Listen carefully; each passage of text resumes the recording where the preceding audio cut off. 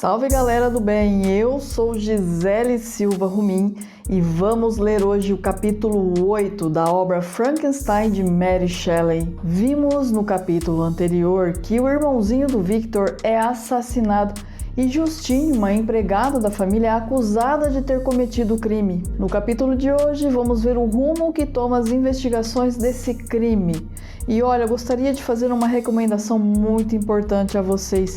Prestem atenção nas atitudes do Victor daqui para frente. Bem, meus amigos, sem mais delongas, vamos a essa leitura. Capítulo 8. As horas que se seguiram foram marcadas por uma profunda tristeza, pois apenas às 11 horas deveria começar o julgamento. Meu pai e todos os membros da família estavam intimados a comparecer como testemunhas e eu os acompanhei ao tribunal. Durante tudo aquilo, que não passou de um revoltante arremedo de justiça, sofri enorme tortura. Estava por decidir-se se o resultado de minha curiosidade e das minhas malditas experiências viria a ser a causa da morte de 2 dos meus semelhantes, um deles, uma criança na plenitude de sua inocência e alegria, a outra em vias de ser assassinada de forma bem mais cruel e injusta, vítima de uma infâmia que poderia dar ao crime o caráter de verdadeira monstruosidade.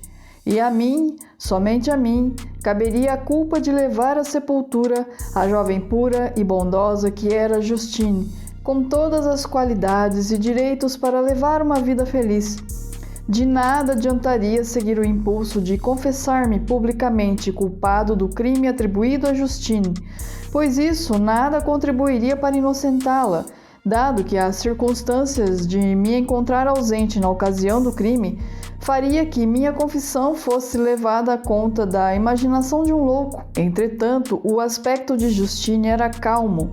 Estava de luto, mas a beleza de seu semblante permanecia intacta. Não tremia e parecia confiante que sua inocência viria a ser provada, embora qualquer vestígio de piedade que sua beleza pudesse inspirar estivesse a ponto de apagar-se face à imagem de monstruosidade do crime que lhe atribuíam. Mas uma tranquilidade era evidentemente forçada e, tal como sua confusão fora antes considerada um indício de culpa, ela agora procurava aparentar coragem. Quando entrou no tribunal, olhou em redor e logo descobriu onde estávamos sentados. Uma lágrima pareceu anuviar-lhe os olhos ao ver-nos, mas logo se dominou, com um olhar de conformada afeição que parecia atestar sua inocência. Teve início o julgamento e, depois que o promotor fez a acusação, um oficial de justiça procedeu à chamada de diversas testemunhas. Fatos estranhos conspiravam contra ela, todos capazes de convencer qualquer um que não tivesse, como eu, a certeza de que era inocente. Ela estivera fora toda a noite em que se dera o crime e, pela manhã, fora vista por uma mulher do mercado, próxima do local em que depois se encontrara a criança assassinada. A mulher perguntara-lhe o que fazia ali, mas Justine parecia perturbada e respondera com palavras confusas e ininteligíveis. Regressara para casa por volta das 8 horas e, ao lhe perguntarem onde passara a noite, respondera que andara à procura da criança e indagara, aflita, se alguém tinha ouvido qualquer coisa a seu respeito. Ao mostrar-lhe o corpo, fora atacada de violenta crise, ficando acamada por vários dias. Foi então apresentada a miniatura que o criado encontrara em seu bolso, e quando Elizabeth, com voz sumida, confirmou ser a mesma que, uma hora antes de perdida a criança, ela lhe colocara no pescoço, um murmúrio de horror e indignação percorreu a assistência. Justine foi intimada a defender-se. À medida que prosseguia o julgamento, seu rosto se alterava, alternando-se as expressões de surpresa, horror e angústia. Por vezes ela tentava conter as lágrimas, mas quando lhe solicitaram que se defendesse, concentrou as forças e falou em tom audível, se bem que indeciso. "Deus sabe que sou inocente", disse ela. "Não creio que meus protestos me absolvam. Posso dar uma explicação simples e clara dos fatos que foram apresentados contra mim e espero que a conduta que sempre tive seja levada em conta pelos meus juízes. nos casos em que qualquer circunstância pareça duvidosa ou suspeita. Ela contou então que, com permissão de Elizabeth, passara a tarde em que ocorreu o crime na casa de uma tia em Shen, aldeia situada a cerca de 1 légua de Genebra. Ao tomar o caminho de volta, cerca de 9 horas, encontraram um homem que lhe perguntara se sabia algo a respeito de uma criança que estava perdida. Inteirando-se de que se tratava de William, ficara alarmada e passara várias horas à procura da criança. Nesse interim, as portas de Genebra se fecharam, sendo ela forçada a permanecer várias horas da noite num celeiro próximo a um chalé, não tendo acordado os donos, embora eles a conhecessem. A maior parte da noite passara ali em vigília. Lá pela madrugada, tendo ao que pensava adormecido por alguns minutos, foi despertada por passadas que a perturbaram. Deixara então o refúgio para tentar novamente encontrar meu irmão. Se ela estivera perto do local onde jazia o corpo, fizera-o sem saber. O fato de ter se assustado quando interpelada pela mulher do mercado nada tinha de surpreendente, pois passara a noite em claro e estava transtornada pela sorte de William, ainda incerta. Com relação ao retrato em miniatura, não sabia o que dizer. Eu sei, prosseguiu a acusada, o quanto esse detalhe pesa contra mim, mas não tenho como explicá-lo. Posso apenas fazer conjecturas sobre a probabilidade de ter sido a miniatura colocada em meu bolso, mas nesse ponto fico desorientada. Creio que não tenho um único inimigo e ninguém, por certo, seria tão cruel a ponto de acusar-me por pura perversidade. Foi o assassino que a colocou ali? Não sei de nenhuma oportunidade que tivesse para fazê-lo, ou, se a houvesse, por que teria roubado a joia para tão prontamente desfazer-se dela? Confio-me à causa justiça dos que me julgam, mas não tenho esperanças. Peço permissão para que algumas testemunhas sejam ouvidas a respeito do meu caráter, e se seu testemunho não afastar minha suposta culpa, devo ser condenada, embora empenhe a salvação de minha alma por minha inocência. Das várias testemunhas que foram enumeradas, que a conheciam desde muitos anos e poderiam prestar boas informações a seu respeito, umas pelo medo e outras pela abominação do crime de que a supunham culpada, sentiram-se desencorajadas a apresentar-se. Foi então que Elizabeth, sentindo que o último recurso da excelência do caráter e da boa conduta de Justine estava a ponto de faltar-lhe, resolveu interceder e, embora em estado de extrema agitação, pediu permissão para dirigir-se ao tribunal. Eu sou, disse ela, prima da criança que foi assassinada, ou antes sua irmã, pois fui educada por seus pais, tendo vivido com eles desde muito antes que ela nascesse. Poderia parecer impróprio apresentar-me numa ocasião como esta, mas quando vejo uma criatura igual a mim ser vítima da covardia de seus pretensos amigos, não posso deixar de dizer o que sei a respeito dela.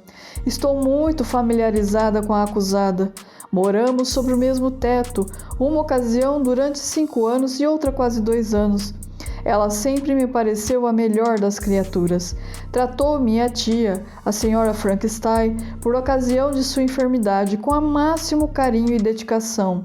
Depois disso, assistiu sua própria mãe durante uma enfermidade penosa, com tal desvelo que despertou a admiração de quantos a conheceram. A partir de então, Justine voltou a morar na casa de meu tio, onde era querida por toda a família. Era extremamente dedicada a essa criança que morreu, tratando-a como a mais carinhosa das mães. De minha parte, não hesito em confirmar que, apesar de todas as provas apresentadas contra ela, estou plenamente convencida da sua inocência. Não acredito que razão alguma poderia levá-la a esse gesto. Quanto a essa ninharia em que se baseia a prova principal, se Justine a tivesse desejado, eu a teria dado de bom grado, tal a estima e apreço que lhe tenho. O murmúrio de aprovação que se seguiu ao vibrante apelo de Elizabeth foi antes provocado pela nobreza de sua interferência do que por qualquer simpatia para com a acusada, contra a qual o murmúrio se levantava num crescendo. Ela mesma chorou, enquanto Elizabeth falava, mas nada replicou. Minha própria agitação e angústia eram enormes durante todo o julgamento. Eu, que bem a conhecia, sabia da sua inocência. Pretenderia o demônio que tinha, nem por um momento eu duvidara, matado meu irmão, levar Justine à morte e à ignomínia? O horror de minha situação era insuportável e, quando se tornou evidente que o coro popular e o semblante dos juízes já haviam condenado minha desgraçada vítima, precipitei-me para fora do tribunal. Mas a acusada tinha sua própria consciência a ampará-la, enquanto as garras do remorso estraçalhavam meu peito. Por isso minha tortura era maior que a sua. Passei uma noite miserável. Pela manhã, lábios e garganta ressequidos, dirigi-me ao tribunal. Não ousava indagar sobre a questão, mas era conhecido, e o oficial de justiça antecipou-se à minha pergunta. Já se realizara a votação, Justine condenada por unanimidade. Embora já esperasse por isso, não há palavras para descrever a sensação de horror que se apossou de mim. Eu deveria ser a própria imagem do desespero quando me informaram que Justine se confessara culpada. Tal prova, observou a pessoa a quem me dirigi, era praticamente desnecessária num caso tão flagrante. Mas folgo com isso, porque nenhum dos nossos juízes se sente à vontade para condenar um criminoso baseado apenas em provas circunstanciais, por mais decisivas que sejam. Apressei-me em voltar para casa e Elizabeth indagou-me ansiosa do resultado. Minha prima, retruquei-lhe, decidiram pelo que você mais temia, e é próprio dos juízes preferir fazer sofrer 10 inocentes a deixar escapar um só culpado. Mas Justine confessou. E isso foi um golpe terrível para Elizabeth, que tanto confiara na inocência da jovem. Ai de mim, exclamou ela. Como poderia jamais tornar-a a crer na bondade humana? Como poderia imaginar que pudesse haver fingimento e traição por trás dos sorrisos de inocência de Justine, a quem eu amava como irmã? Seus olhos eram o espelho da bondade e todavia ela cometeu o crime. Pouco depois, soubemos que a vítima expressara o desejo de ver minha prima. Meu pai não queria que ela fosse, mas deixou a decisão a seu arbítrio. Irei, disse Elizabeth, mesmo que ela seja culpada. E você, Victor, vai acompanhar-me? Não posso ir sozinha. Não tinha como recusar, embora a simples ideia dessa visita me causasse um mal-estar imenso. Entramos na sombria cela e vimos Justine sentada em um monte de palha a um canto.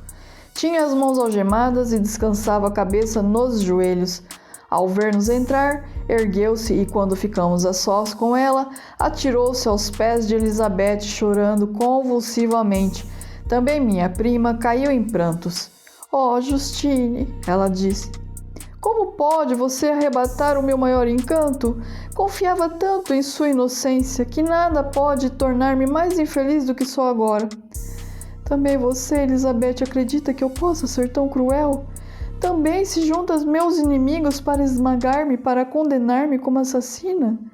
Sua voz perdeu-se em soluços. Levante-se, pobre criança, tornou Elizabeth. Por que se ajoelha, ser inocente? Não sou sua inimiga. Acreditava sem culpa, apesar de todas as provas, até que ouvi que você, por sua própria boca, se declarara culpada. Pelo que você diz, essa informação é falsa e esteja certa, querida Justine, que coisa alguma poderia abalar minha confiança em você, exceto sua confissão. Confessei uma mentira. Confessei para ser absolvida, mas agora essa falsidade pesa-me mais no coração do que todos os meus outros pecados. Perdoe-me, ó Deus dos céus. Depois de minha condenação, meu confessor assediou-me e ameaçou-me de tal forma que quase cheguei a pensar que eu era mesmo o monstro que ele me considerava. Ameaçou-me de excomunhão e com o fogo eterno do inferno se eu continuasse resistindo. Senti-me no mais absoluto desamparo. Todos me olhavam como se eu fosse a última das criminosas. Que poderia fazer? Então jurei em falso, confessei o que não fiz e agora me sinto verdadeiramente miserável. Fez uma pausa e com a voz embargada prosseguiu.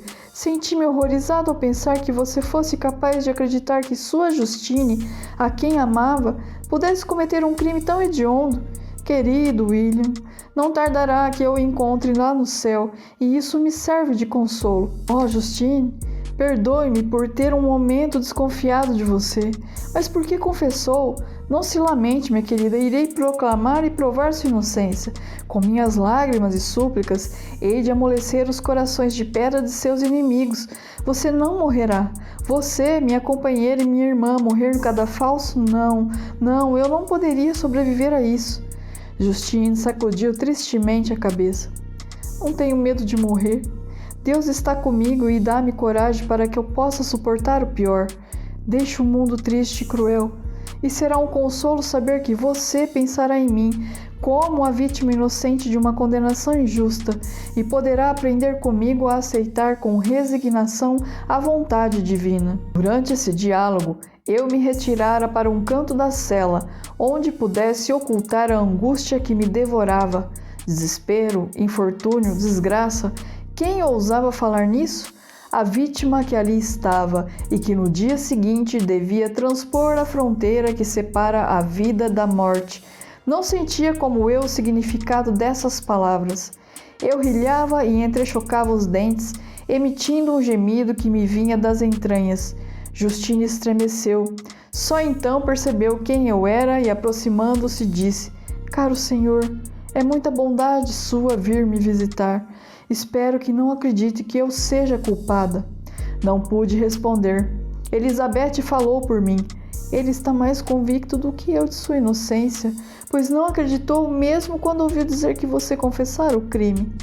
Agradeço-lhes de coração. Nesses derradeiros momentos, sinto a maior gratidão para com os que pensam em mim com bondade. Como é bom o afeto de outros para com uma desgraçada como eu.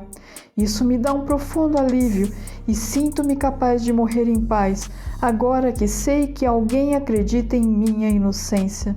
E assim a infeliz, confortando-se a si, confortava os outros.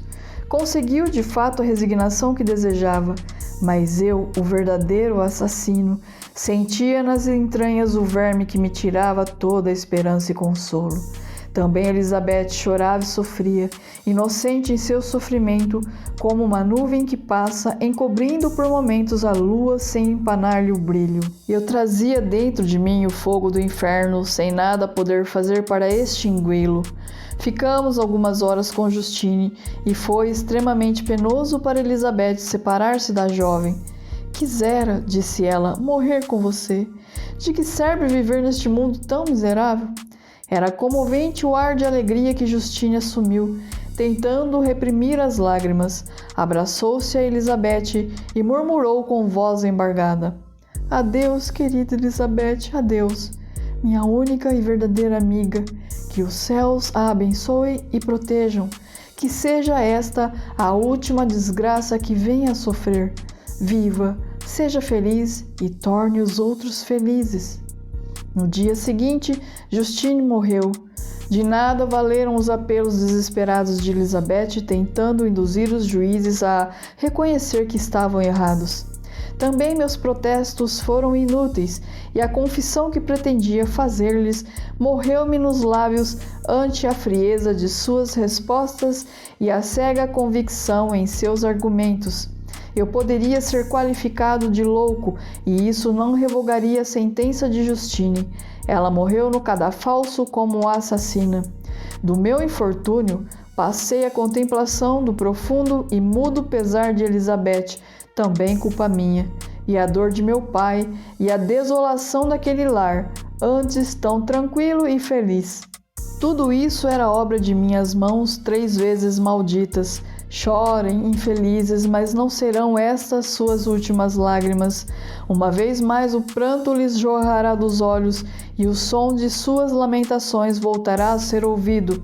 É Frankenstein, o filho, o irmão, o amigo, que daria a última gota de sangue pela felicidade de vocês e para, em vez da dor, ver brilhar a alegria em suas faces. É Frankenstein quem lhes manda. Chorem, vertam lágrimas sem conta. Feliz seria ele se assim se abrandasse o destino inexorável e se a destruição cessasse. Se assim chegassem ao fim os tormentos de seus entes queridos, antes que a morte venha a tornar-se o único fim possível dos seus males. Tais eram os sentimentos que me enegreciam a alma e que pareciam profetizar, na visão dos que em vão choravam sobre os túmulos de William e Justine, apenas as primeiras vítimas de minhas artes diabólicas. Então é isso, meus amigos, eu agradeço a todos que estão acompanhando essas leituras, um super beijo e até a próxima!